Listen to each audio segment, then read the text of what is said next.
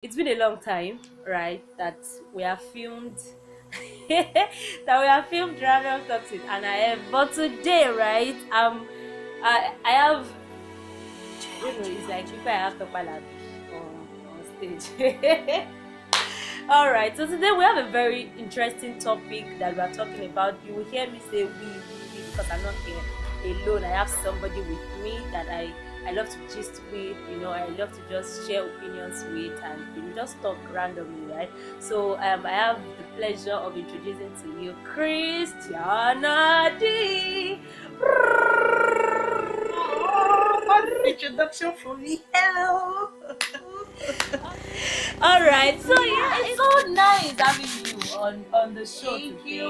Oh, is it on the show now? Yes, now it's a show. Your show. Whatever. I don't want us to be over. Whatever. All right, so today we are just going to go straight into the topic. We are talking about a controversial topic, sort of, right? And that topic is just okay. How would I title it now? Let me just call it boundaries in friendship, right? Boundaries in friendship. Do you think that there should be boundaries in friendship? Friendship between a male and a female and a female, a male and a male. As per you that you are you now, can I just go ahead on Facebook and add up your man, just and then send him DMs, something like that, like just have a relationship outside of your knowledge. Just have relationships together with your man outside of, not like relationship like that. Yes. So yeah. So what do you have to say about that? Okay. I think we would have to actually give practical examples of those boundaries, like you cited now, going to my guy's DM and sending him a message without my knowledge. But before we even go into those examples, let's look at it from friendship. Oh yeah, get there. I hope we don't waste time in this video, please.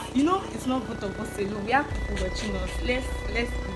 Alright, so let's first look at the term friendship.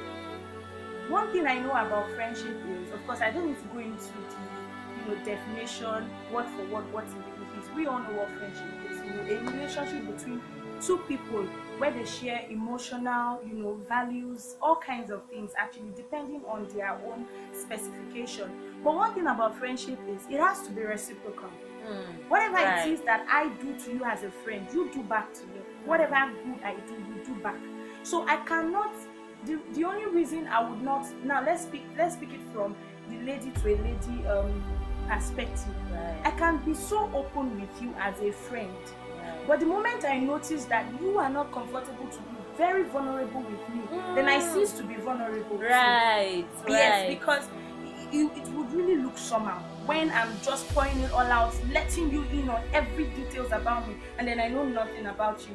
Then there is probably something wrong with that friendship. So somebody is not in that so-called friendship. Only one person is there, and it takes two to tango. So now, having said that, now as a lady to a lady, I don't have issues with you crossing borders with me when we are in that kind of relationship as friends.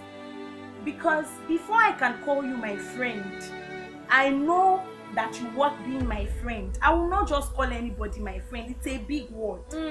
Somebody said something one day. Let me paint this scenario. It says that, let's look at this example of, we have the inner court, we have the temple, and we have outside the temple. So there are some people that actually do not even have access to inside the temple.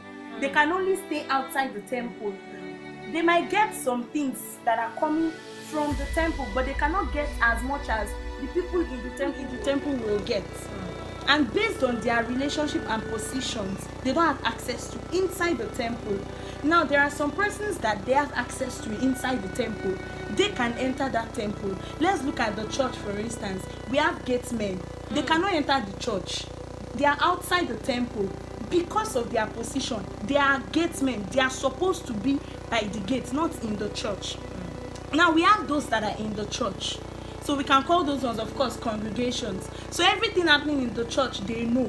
But there is another level, that is the inner chambers. Preach it, that only the priest can enter, only those who are holy. Now let's bring it to our normal kind of relationship, in relation to what we are discussing. So I can have 3 categories of friends. I like to classify them. So for every person I have in my life that I count friends or acquaintances, I put them in their positions, because putting you in your position is what makes me know how to deal with you. Right. So I've realized that some people, they're actually out of my temple. They are not inside my temple. So for people like that, let's not even talk, oh yeah, what is the boundary? Oh, let's yes for that. Because already for you to tell somebody that, oh yeah, let's set bound, that is an extent, the person is already, and I'm like, okay. But those ones, we don't even need to talk about it. You say if you know that I cannot trespass, this is my limit, you know, because of my dealings with you, you are outside my temple. Now for the people that are inside my temple, I know them, to have recognized them, and it shows in my dealings with them. So they have access to some things, but yet there are those who are in my inner courts, inner chambers. Those ones, there are no boundaries. That's just the truth. With those ones, there cannot be boundaries. But there is no issue actually having a friendship kind of relationship, especially with a lady, and not having boundaries. But the question is that person worth you being vulnerable with or for? That's the issue. That's the issue. If you are not setting boundaries for the right person, there'll be problems. But in as much as that person wants it, oh my sister, why are you doing like this? Word of wisdom. No. In as much as that person wants it, and you know that no, this person deserves to be in my inner chambers. So there shouldn't be boundaries really, because to be honest, when we are vulnerable with one another in this thing called friendship, it makes it very interesting. It makes it it is always very interesting when we know each other's weaknesses.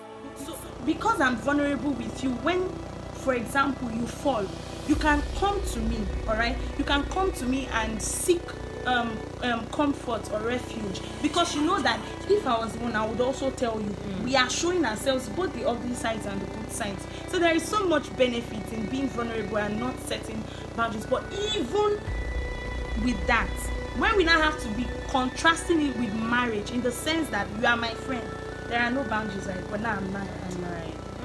So that's another angle entirely. But before we now go into that, or probably in relationship, just like the example you cited, but before we go into that, let's now look at the guy to a lady.